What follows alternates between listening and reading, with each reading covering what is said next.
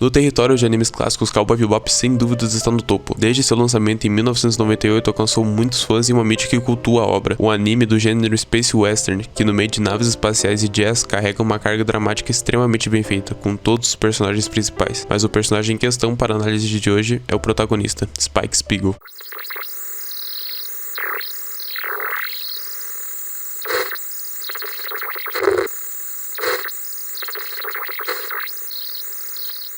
Cowboy Bebop gira em torno de um grupo de desajustados, onde cada um luta com o peso de seu passado de seu próprio jeito. A estrutura episódica da obra permite com que cada um de seus personagens receba o nível de profundidade pessoal necessário para a comunicação com o espectador. Enquanto Jet, Faye e Ed são personagens incríveis por si só, o Spike sempre foi meu preferido. Um ex-membro do alto escalão do sindicato, carregando um peso que molda o futuro e a conclusão da história, carregando temas de amor perdido, desânimo e questões existenciais sobre ele realmente estar vivo ou vivendo em um sonho. Ao decorrer da série, Spike exibe uma conexão com a filosofia, principalmente por sua conexão com Bruce Lee, meditando sobre seu discurso sobre ser como a água, ou até mesmo de quando é forçado a lutar, utilizando a técnica marcial de Bruce Lee. Apesar de ser um excelente caçador de recompensas, no entanto, ele mostra uma atitude indiferente e preguiçosa, geralmente em desacordo com os personagens em que ele se relaciona, principalmente como Jet. Essa filosofia é dada com muita profundidade em várias instâncias ao longo da série. A mais notável para mim é no episódio 19, intitulado Cavalos Selvagens. A premissa do episódio é relativamente simples. Resumindo muito, a nave do Spike precisa de uma revisão, e enquanto isso o Jet e a Faye perseguem uma recompensa que depende da imobilização de navios para levá-los e vendê-los. O Spike arruma sua nave com a ajuda de um velho amigo chamado Duhan, depois vai em busca da recompensa. Entretanto, como é frequentemente o caso em Cowboy Bebop, as coisas dão errado. A nave do Spike quebra e ele perde o controle, fazendo com que ele fosse lentamente puxado para o campo gravitacional do planeta,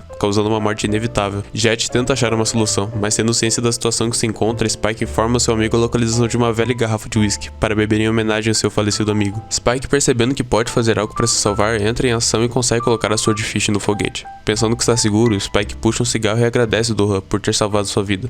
Mas logo em seguida, Duhan avisa que as placas resistentes ao calor se descolaram do foguete. A temperatura está aumentando e eles não estão seguros. Então, calmamente, Spike acende um cigarro e diz a sua icônica frase: "Oh well.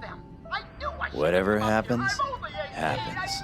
Ao longo do anime, Spike beira o niilismo, dizendo que se sente vivendo em um sonho e que nunca temeu a morte. Mas acredito que a filosofia do personagem tem um lado no estoicismo. Isso de aconteça o que acontecer acontece retorna a uma prática dos estoicos, que é o princípio fundamental de suas crenças, concentrar-se apenas no que podemos controlar e não dar importância devida ao que está fora do nosso controle. O futuro sempre será incerto e as coisas nem sempre serão fáceis ou diretas, mas mantendo uma atitude de aconteça o que acontecer acontece e seguir o fluxo, tiramos do futuro o poder de impactar nós de forma negativa. A visão de Spike sobre a morte nessa cena também está de acordo com os estoicos, particularmente de Epíteto. Como escravo, Epíteto estava bem ciente da fragilidade da vida e também do quão rápido e sem cerimônia tudo poderia acabar. Isso deixava ele com duas opções: temer a sua morte iminente e agarrar-se à vida com todo o fervor possível, ou abraçar o presente, que era tudo que poderia verdadeiramente desfrutar naquele momento, sem medo do que estava por vir. O conceito de morte parando sobre tudo o que estamos fazendo está sempre presente dentro de Cowboy Bebop. As vidas que os personagens principais levam são perigosas, para dizer o mínimo, mas é a maneira com que eles enfrentam essa realidade cruel. Da mesma forma como Epíteto, Spike se recusa a entrar em pânico e ceder ao medo, sabendo que, enquanto a morte é uma certeza nesse caso, ele não podia mais controlar seu destino. Então não havia sentido em se preocupar desnecessariamente com o que estava por vir. Essa abordagem é reforçada pelas palavras do Laughing Bull, o xamã nativo americano que esporadicamente aconselha os personagens da série: não tenha medo de morrer, a morte está sempre ao nosso lado. Quando demonstramos medo, ela salta sobre nós mais rápido do que a luz, mas se não demonstrarmos medo, ela nos olha gentilmente e nos guia para o infinito. Spike estava fugindo de seu passado há anos quando o final chegou,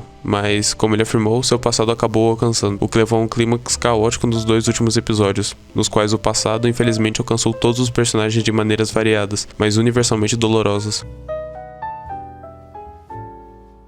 Essa escrita no card de um final do episódio causou muita teoria. Muitos fãs veem isso como uma declaração de advertência quanto ao peso do passado que somos forçados a carregar se não conseguirmos realmente seguir em frente com o que já passou. Embora essa seja sem dúvida uma visão válida e interessante sobre a conclusão da série, não é algo que eu vi com um final intencionalmente vago. Não vejo esse peso como algo exteriormente ruim. Cada decisão e escolha traz consequências, assim como a inação, e essas consequências são peso que somos forçados a carregar. Esse pode não ser um peso que gostaríamos de carregar, ou mesmo que estamos nos sentindo capazes de suportar, mas eles nos tornam quem somos. Escolhas difíceis são inevitáveis, e desde que façamos a coisa certa em certos casos, independentemente do preço que formos forçados a pagar, assim como os estoicos fizeram bem para todos ao seu redor. Apesar de suas preferências pessoais internalizadas, esse peso permanece suportável. O custo pessoal pode ser alto, mas fazemos o que devemos fazer em certas situações. Então, mesmo que os indivíduos pelos quais tomamos essa decisão não estejam cientes do preço pago ou do preço suportado por eles, é esse fardo que carregamos que torna a decisão significativa. Dessa forma, o custo de uma escolha se torna tão impactante quanto seu próprio impacto. Portanto, embora o peso do passado possa ser pesado, muitas vezes ameaçando nos derrubar, ele geralmente define quem somos. Ele nos lembra do que éramos capazes. Mesmo em nossos dias mais sombrios, eles nos dão a força necessária para enfrentar o que ainda está por vir, de modo que, se tudo acabasse rapidamente, teria sido um fardo bem carregado. Não adianta lamentar ou negar o passado, olhando para trás para o que poderia ter sido ou o que poderia ter sido feito. Tudo que possamos fazer é carregar essas dolorosas lições que vieram antes e garantir que elas nos motivem a fazer o que é exigido de nós, independentemente das consequências ou da oportunidade de seguir um caminho mais fácil. Os estoicos sempre acreditaram que o seu dever era tornar o mundo um lugar melhor por meio de sua prática, o que não é possível sem fazer a coisa certa. Portanto, o que eu digo é: carregue esse peso e aceite o que pode acontecer. Faça o que é exigido de você, e embora o passado possa moldar quem você é agora, esse fardo pode sobrecarregá-lo ou torná-lo mais forte e mais capaz de enfrentar o que ainda está por vir em um futuro perpetuamente incerto. Pegando essas cicatrizes do passado, podemos permitir com que elas nos ajudem a fazer escolhas no presente que nos levarão a nos tornar a melhor versão de nós mesmos, dia a dia, passo a passo e decisão a decisão. E assista Cowboy Bebop. Mesmo que você não goste de anime, eu acho muito longo, assista. Você tem muito a ganhar com a obra. Se você assistiu até aqui, é porque de alguma forma eu te entretive e eu agradeço. Até a próxima.